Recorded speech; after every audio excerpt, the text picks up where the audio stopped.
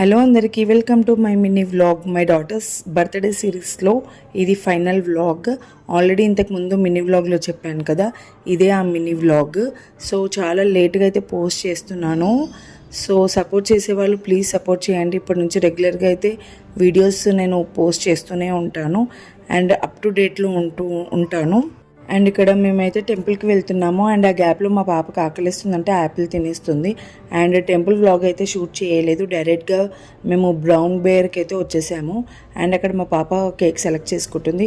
ఈ కేక్స్లో మేకప్ది సెలెక్ట్ చేసుకుంది, బట్ అవి డిస్ప్లే పీసెస్ అని చెప్పారు.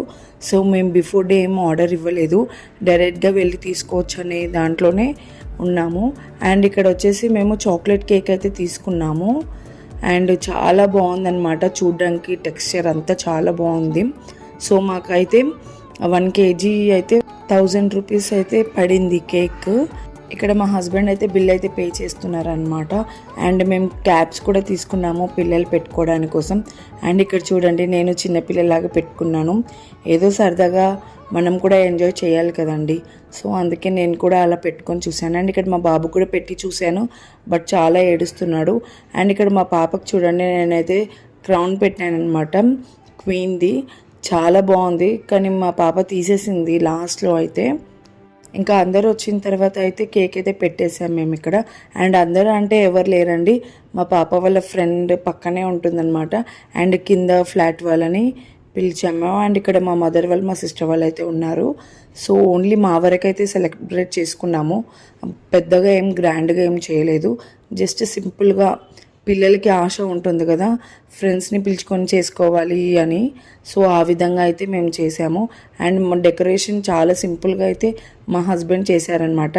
అండ్ ఇప్పుడు నుంచి అయితే నేను వ్లాగ్స్ అయితే రెగ్యులర్గా పోస్ట్ చేస్తూ ఉంటాను. కొత్తగా చూస్తున్న వాళ్ళు ప్లీజ్ ఛానల్ని సబ్స్క్రైబ్ చేసుకోండి.